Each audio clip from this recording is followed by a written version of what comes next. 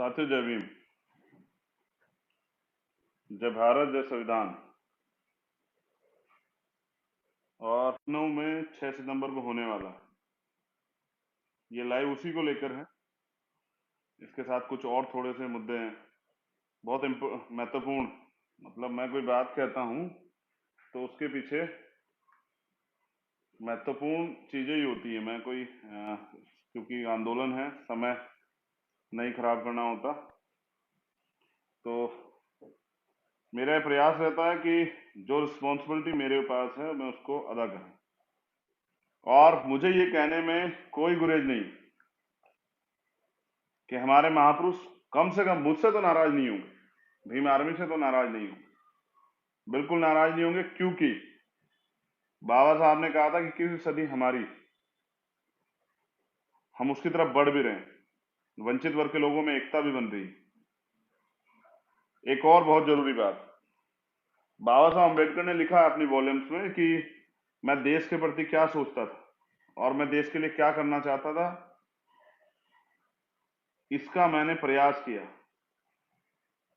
जब इस देश का युवा मुझे पढ़ेगा, मुझे समझेगा, देश के प्रति, राष्ट्र के प्रति मेरे समर्पण को देखेगा, तो उसको एहसास होगा कि मैं इस देश के बारे में क्या सोचता था। आज वो समय आ गया है।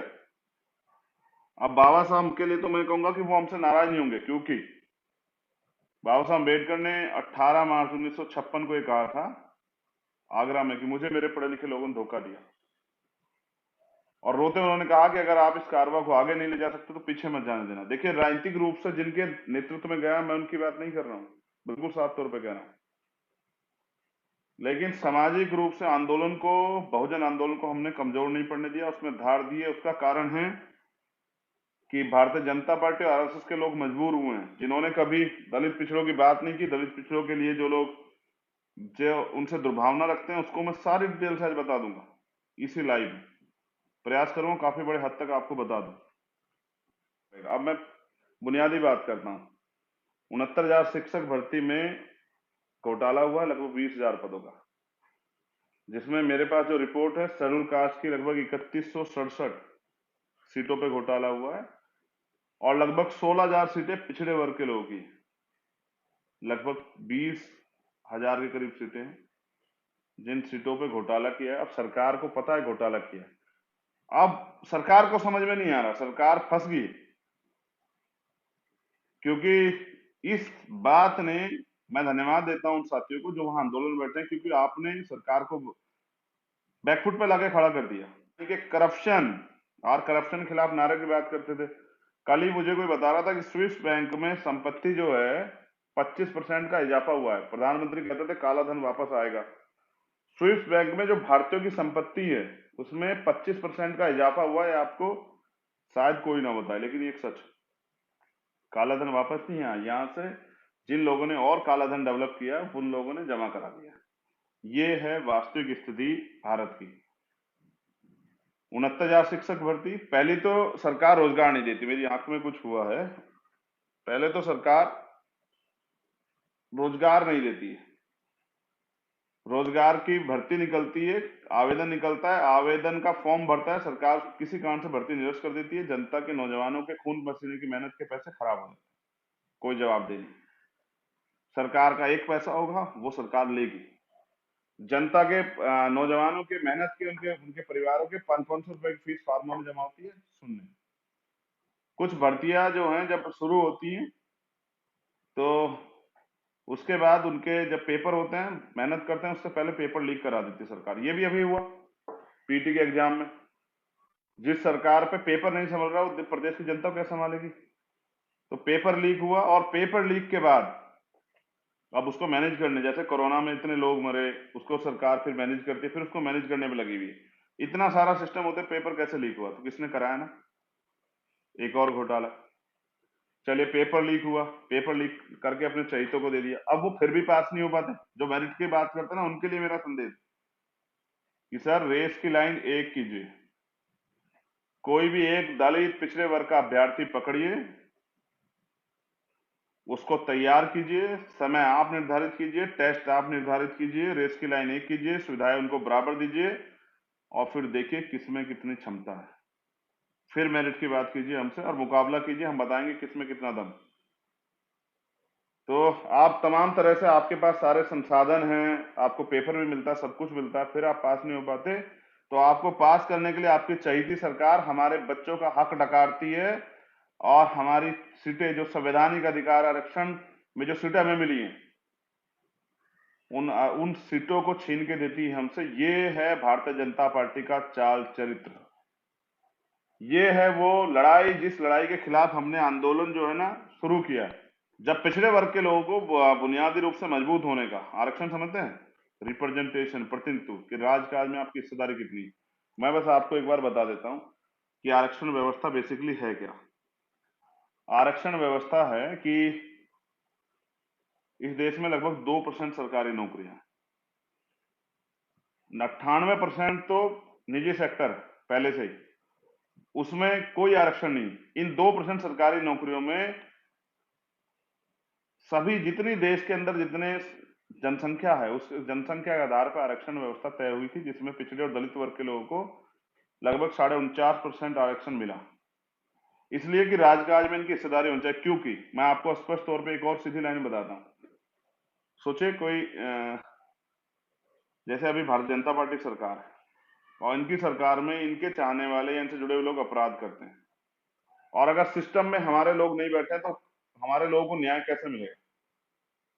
जैसे हाथरस का एक मामला हुआ, पूरी सरकार लगी बचाने के लिए, तो न्याय कैसे मिलेगा। न्याय तब मिलेगा जब वहां आपके समाज का कोई संबंधित अधिकारी होगा जो न्याय दिलाने में आपकी मदद करेगा। और जैसे तमाम तरह से सरकारी नीतियां आती हैं, अब वो आप तक पहुंचे कैसे, कौन बताए। जो लोग आपसे इतना भेदभाव करते हैं, अभी कास्ट नहीं खत्म हुआ, वो लोग आपको क्यों बताएंगे। तो ये कौन बताएगा। इसलिए जो है ना, रिप्रेजेंटेटिव, प्रतिनिधित्व होना चाहिए। भागीदारी का मामला है, जिसकी इतनी संख्या वाली उसकी उतनी हिस्सेदारी, जब आपका व्यक्ति वहां होगा। इसलिए हमारे लोग सिविल सर्विसेज को जो है ना चयन करते हैं। वो पैसे कमाने नहीं जाते, पैसा तो दिमाग के जरिए वो बिजनेस करके कहीं और से भी कमा सकते हैं या और किसी जॉब में भी जा सकते हैं। लेकिन वहां वो जाते इसलिए हैं कि जिससे वो इस समाज के प्रति जो है ना अच्छे पदों पर बैठ के जिम्मेदारी के, जहां से समझिए कि इम्पोर्टेंट जो विभाग है, वहां बैठ के अपने लोगों की तरक्की के रास्ते खोल सके, उनको समझा सके, उनको आगे बढ़ा सके। क्योंकि उनके लिए सरकार नहीं सोच रही है, सरकार सोचती तो वो आगे बढ़ जाते। वो इसलिए सिविल सर्विस चयन करते हैं कि वो सामाजिक रिस्पॉन्सिबिलिटी को समझते हैं कि उनकी सामाजिक कर्तव्य है, जिस समाज से वो आए हैं आरक्षण की बदौलत, तो वो उस समाज को पे बैक टू सोसाइटी कुछ दें। लेकिन ये क्रीमी लेआउट तमाम तरह की चीजें करके एक अधिकारी कर्मचारियों में और आम जनता में एक सामंजस्य वो खत्म करा दिया गया है। एक सरकार के द्वारा ये इस तरह का प्रचार प्रसार करते हैं, जबकि सच ये है कि हमारे जो लोग बैठे हैं उनको, जैसे मैं उत्तर प्रदेश की बात करता हूँ, उत्तर प्रदेश में लगभग 16 के करीब जो है, 16-17 आरक्षण के हिसाब से हमारे लोग बैठते हैं जो डीएम एसएसपी होने चाहिए, जिलों में तैनाती पे होने चाहिए। शायद 3 डीएम है मुश्किल से, और ये एससी के हैं, एक एसटी का है मुश्किल से। यानी कि 10 जिलों से हमारे पद खाली गए, 10-12 जिलों से। और एसएसपी भी मुझे लगता है 2 हैं सिर्फ। अब ये खेल कितना आगे तक चलता समझ, जब एसएसपी वहां नहीं है तो थानेदार नहीं होंगे, सीओ नहीं होंगे, तो एससी एसटी के जो अधिकारी कर्मचारी हैं, जो थाना अध्यक्ष एसआई बन के बैठे हैं, वो लाइन में पड़े होंगे। उनकी ड्यूटियां कोर्ट में कहीं ऐसी जगह लग रही होगी, वो बेचारे कुछ नहीं कर पाएंगे, उनको अवसर नहीं मिलेगा। ठीक है। दूसरा, जो ये तो उसकी बात हुई। उसी तरह से जैसे डीएम हमारे नहीं है तो एसडीएम हमारे नहीं होंगे, एडीएम हमारे नहीं होंगे, और वो होंगे भी तो उनके पास पावर नहीं होगी, उनको ऐसी जगह शिफ्ट किया गया। ऐसे ही जैसे प्रमुख सचिव यूपी में आप समझे है ही नहीं। मैं यूपी की बात अभी कर रहा हूँ। जो सेक्रेटरी है वो नहीं। अब गजब की बात है ना, जो पद, ऐसे पद है जहां से लोगों को लाभ हो और उनके हितों की सुरक्षा हो जाए, जैसे अन्याय हो तो वो लोग न्याय करने में मदद करा दें, इसलिए उनको तैनाती नहीं दी जाती। ये एक सिस्टम है पूरा बनाया गया जिससे कि इन वर्गों के लोगों की मदद ना हो पाए। अब मैं एक इंपॉर्टेंट बात इस पे आपको और बता देता हूँ। तमाम तरह से हमेशा योग्यता नहीं है, योग्य नहीं है, नॉट फॉर सुटेबल करके निकाल दिया जाता है। अब आबादी है एससी की 16.2% और एसटी की 8.2%, और ओबीसी कम से कम 52%। ये टोटल अगर आप इसको देखेंगे तो ये 80% के करीब बैठेगी। ये आंकड़े हैं 1931 की जनगणना के, जो ओबीसी के हैं। इसके बाद बड़ी होगी, कम नहीं हुई, समझ रहे हैं? इसके बाद ओबीसी की जनगणना नहीं हुई, लेकिन एससी की आबादी बढ़ी है, 22.5% अभी है। ये आंकड़े थे, लेकिन अब जब दोबारा आप जनगणना हो जाएगी तो आपको लगेगा 30% के लगभग होगी। एससी को 15% रिजर्वेशन है, एसटी को 7.5 है, ओबीसी को 70% है। अभी आप लोग लड़े तब नीट जैसे महत्वपूर्ण उसमें अभी जो है 70% कोटा, और तमाम तरह से कई प्रदेशों में नहीं था, कहीं 7%, कहीं 4%, और कहीं कुछ वो मिल रहा। ये हाल है जो मैंने आपको आरक्षण व्यवस्था का बताया। अब देखिए, आर्थिक आधार पर आरक्षण लागू हुआ 10%। तमाम दलों ने स्वागत किया, होना भी चाहिए, राजनीतिक रूप से होना चाहिए, क्योंकि आपका स्वर्ण वोट चला जाएगा। उन्होंने किया, उनकी सोच है, उनकी रणनीति है। लेकिन मैं बता रहा हूं, जिस दिन से लागू, आप चेक करा लीजिए, जब से 10% आर्थिक आधार पर आरक्षण लागू हुआ है, उनको 10 का 10% मिलता है हर भर्ती में। लेकिन जब से आरक्षण व्यवस्था लागू हुई है, मुश्किल से 4% ओबीसी के लोगों को क्लास 1 में आरक्षण का लाभ मिला है, और 6% के लगभग एससी एसटी को आरक्षण का लाभ मिला है। उनके आरक्षण मतलब आज तक उनको पूरा नहीं किया गया, उनके कोटे को। क्यों नहीं किया गया भाई? आपने तो अपना तो आप करा रहे हैं, 10 का 10% जब से मिला है। और ये नहीं है, मिलता तो उनको पहले 52 50% है पहले से ही, क्योंकि आरक्षण का तो वो बनाया था ना कोर्ट ने मंडल कमीशन के बाद कि ये 50 से ज्यादा नहीं हो सकता है। लेकिन 10% पे आर्थिक आधार पर कोर्ट ने कुछ नहीं कहा। कोर्ट का अरे अपना निजी मामला है, अब उस पर क्या कहेंगे? कोर्ट ने कहा चलिए होना चाहिए। लेकिन मैं पूछ रहा हूं, जब मध्य प्रदेश में 27% की बात आती है तो फिर आपको दिक्कत क्यों हो जाती है? और ये बेसिकली क्या है ना, 52% लोगों को 27% दोगे तो लड़ाई होगी ना। 52% लोगों को 52% क्यों नहीं देते हो भाई? 4 आदमी भूखे हैं, 4 रोटी देते हो, एक एक खा लेते हैं, 2 देते हो तो आधी आधी खा लेते हैं, 1.5 देते हो, कैसे वो करेंगे? इसलिए जो है ना, आप चाहते नहीं है, क्योंकि आपकी नीयत नहीं है। अब सुप्रीम कोर्ट के जजों की बात करते हैं, कुल 34 जज है। ये मुझे पता है कि ये शायद आज से पहला आंकड़ा हो सकता है, इस पे मैं देगा, लेकिन बस बताने का जरिया क्या है कि एससी के 2 हैं, एसटी का कोई नहीं, और ओबीसी का तो ओबीसी के 2। ये इतनी बड़ी आबादी के हाल, यानी कि आप में क्षमता नहीं है। आप सुप्रीम कोर्ट हाई कोर्ट के जज नहीं बन सकते।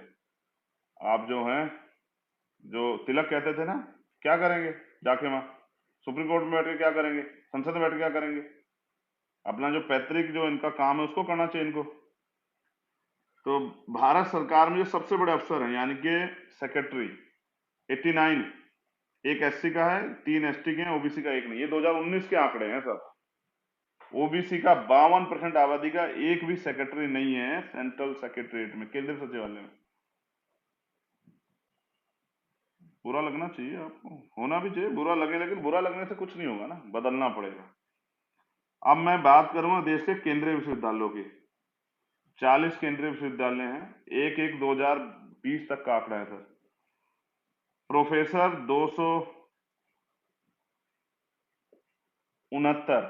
269, ये ओबीसी का है। मौजूदा कार्यरत हैं 9, 260 पद खाली पड़े।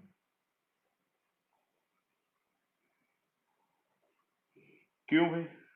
अगर ये प्रोफेसर बनेंगे तो क्या वहां से सोशल रिस्पॉन्सिबिलिटी, जो मैं कहता हूँ पे बैक टू सोसाइटी, उसके लिए सोच के उस समाज को आगे बढ़ाएंगे तो आपको तकलीफ हो जाएगी।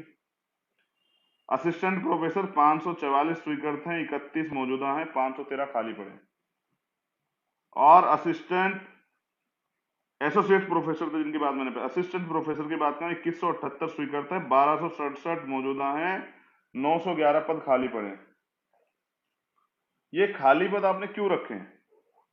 क्योंकि आप देना नहीं चाहते। ये आरएसएस, भाजपा का, कांग्रेस का चाल चरित्र है, हमें इसे समझना पड़ेगा। और जैसा मैं आपको कह रहा था, इंपोर्टेंट जो डिपार्टमेंट है उसमें अधिकारियों कर्मचारियों की नियुक्तियां नहीं हों, उनको तैनाती नहीं मिलेगी, क्योंकि वो अपने लोगों का भला ना कर दें।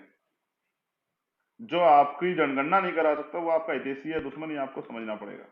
वो आपसे कितना प्यार करता है आप खुद समझदार हैं। बच्चे जो लोग वहां बैठे हैं, मुझे सुन रहे हो, उनको ये समझना चाहिए कि जब आप अधिकार के लिए आओगे मांगने तब आप पिछड़े हो जाओगे, जब चुनाव आएगा तो आप हिंदू हो जाओगे। दलित वर्ग के लोगों के साथ भी ऐसा ही है, जब अपने हक की बात करेंगे तो दलित हो जाएंगे, आरक्षणखोर हो जाएंगे, गालियां खाएंगे, भिखारी कहलाएंगे, भिखमंगे कहलाएंगे। लेकिन जब चुनाव आएगा तो इन्हीं के पैर धो के पिए जाएंगे, इन्हीं के पैर छुए जाएंगे और इनको तमाम तरह से सम्मानित किया जाएगा, क्योंकि इनके वोट जो इनका बड़ा अधिकार है। ये लोकतंत्र है, तलवारों से लड़ाई नहीं लड़ी जाती, इसमें सरों की कीमत होती है। इनके लोग अपने व्यक्ति का चयन करके उसको ना भेज दें, इसलिए इनके पैर पकड़े जाएंगे, इनको चाचा ताऊ बताया जाएगा। चुनाव के बाद ये 5 साल पिटेंगे, इनको नौकरी नहीं मिलेगी, इनके बच्चों को रोजगार नहीं मिलेगा, इनके लोग बच्चों को पढ़ाई नहीं मिलेगी, इनके बच्चों को न्याय नहीं मिलेगा, तमाम तरह से इनको ही नहीं मिलेगा। और ये कौन इनके, मैं जिनकी बात कर रहा हूँ दलित पिछड़े।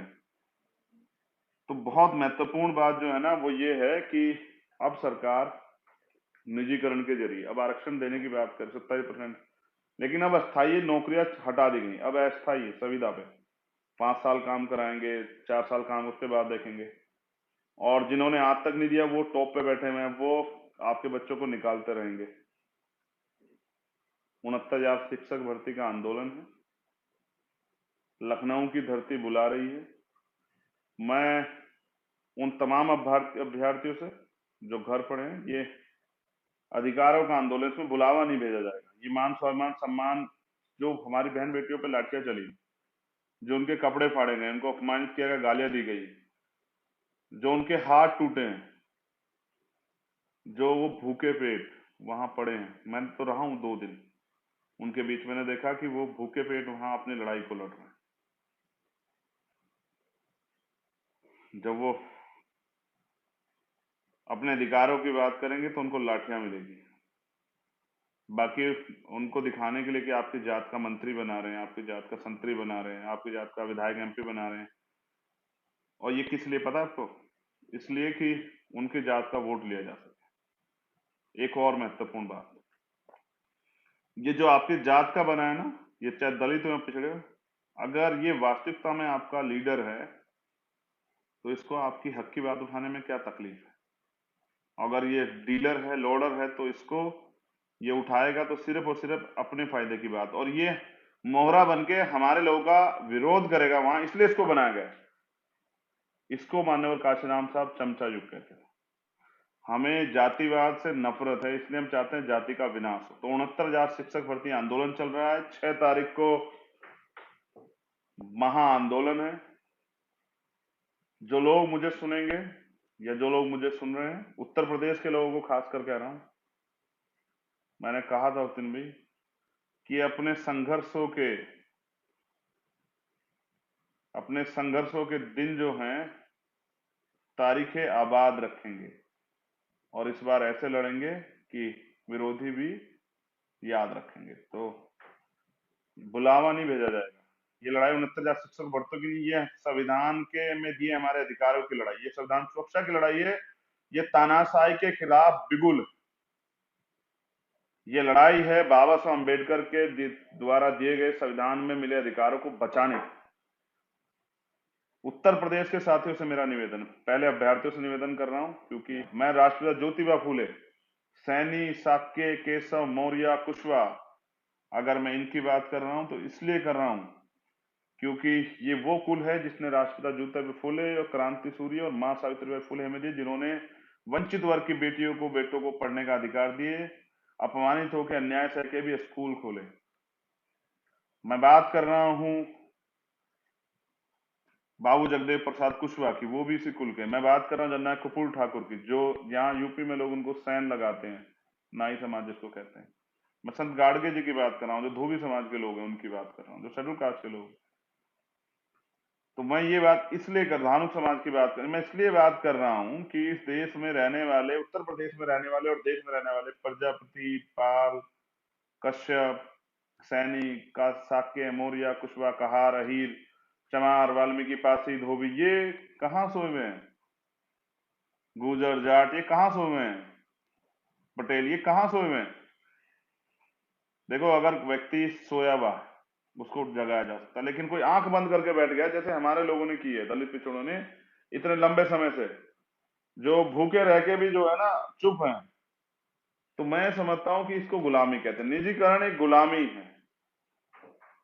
निजीकरण इसलिए थोपा जा रहा है, मैं फिर कहता हूं 3 चीजें। सर निजीकरण नहीं होने देंगे। प्रधानमंत्री जी सुनिए मेरा लाइव, चैलेंज से कह रहा हूं कि निजीकरण नहीं होने देंगे। ईवीएम से वोटों की चोरी नहीं होने देंगे, सतर्क रहिए। बस एक ही रास्ता है, चंद्रशेखर की हत्या करा दीजिए। लेकिन भीम आर्मी से बहुत सारे चंद्रशेखर तैयार हो गए हैं, अब नहीं रोक पाओगे आप। जो मान स्वाभिमान सम्मान और अधिकारों के लिए, संविधान के लिए बलिदान हो जाएंगे, जैसे आजादी की लड़ाई के लिए नौजवान बलिदान हुए थे, जिनका जिक्र मैं बार बार करता हूँ, शहीद आजम शहीद भगत सिंह और उनके साथी पंडित चंद्रशेखर आजाद। मुझे कोई दिक्कत नहीं है, जिसने अच्छा किया है महापंडित राहुल शंकर, जो सही कहेगा मैं तो उसकी बात करूंगा, वो कोई हो। लेकिन जो मैं तो कह रहा हूं ना कि जो दूसरी जात में पैदा होके लड़ रहा है गलत के खिलाफ, वो भी हमारा है। और जो हमारी जात में पैदा होके दलित पिछड़ों में पैदा होके और उनकी गुलामी कर रहा है, वो चमचा, वो हमारा कैसे हो सकता है? कल चमचे की जरूरत खत्म तो चमचे को सरकार लात मारेगी, चमचे को फेंक देगी, चमचे को बाहर करेगी। ये चमचा युग है। तो मैं ये कह रहा हूं कि जो लोग घर बैठे हैं उनको भी कह रहा हूं, 69,000 शिक्षक भर्ती आंदोलन 6 तारीख को महाआंदोलन अधिकारों के लिए, सोइएगा मत। क्योंकि जो कौम सोएगी उसका वजूद खत्म होगा। और आप सोई तो रहे हैं इतने दिन से, अगर आप जाग रहे होते तो क्या आपके अधिकार छिनते? भाई आप खुद समझिए ना, कब से सो रहे हैं? कल आपके बच्चों का भविष्य क्या है? नई शिक्षा नीति आ गई है, नई शिक्षा नीति और उसके अलावा तमाम तरह से महंगी पढ़ाई, महंगा इलाज, महंगा न्याय। क्या करेंगे आप लोग? रोजगार के अवसर समाप्त हो जाएंगे, तानाशाही चलेगी, प्राइवेट का मालिक जब चाहे निकाल देगा। आपके बच्चों को आप पढ़ा रहे हैं, क्या करेंगे? इसलिए कह रहा हूं कि आइए 6 सितंबर उत्तर प्रदेश के तमाम लोगों से, भीम आर्मी आजाद समाज पार्टी के लोगों से निवेदन है। निवेदन समझिए, आदेश समझिए। भाई ने बुलाया, आपके भाई ने बुलाया। आपको याद है ना, कोई आंदोलन ऐसा नहीं जिसमें हमने इतिहास ना लिखा हो। तो 2 अप्रैल का आंदोलन हो, रविदास मंदिर का आंदोलन हो, CNPR एनआरसी का आंदोलन हो, 13 पॉइंट रोस्टर का आंदोलन हो, प्रमोशन में रिजर्वेशन का आंदोलन हो, कोई आंदोलन हो, जब जब हम लड़े हैं वो तारीख इतिहास में दर्ज हुई। अब एक और तारीख, 6 सितंबर, लखनऊ, इको गार्डन। फिर संवैधानिक तौर पे लड़ेंगे और छीन के लाएंगे, क्योंकि मांगने से सिर्फ भीख मिलती है। मैंने तो आज ही कुछ लिखा था, कहीं से सुना था तो लिख दिया कि जब ये हमारे लोग जो है ना इसको पढ़ेंगे तो उनको भी जो है ये अच्छा लगेगा। अधिकार ना मिलते मांगे से, अधिकार तो छीने जाते हैं। संविधान है जिनके हाथों में, वह लोग नहीं घबराते हैं। कदम बढ़ाओ आगे, अब ना पीछे हटना है। अधिकारों की खातिर हमको लड़ते रहना, मिलकर लड़ना। ये इस देश के वंचित वर्ग के लोगों के लिए, दलित पिछड़ों के लिए मेरा संदेश।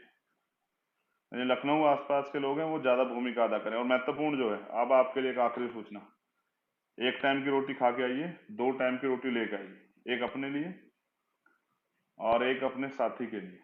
मेरे लिए भी लेके आइएगा।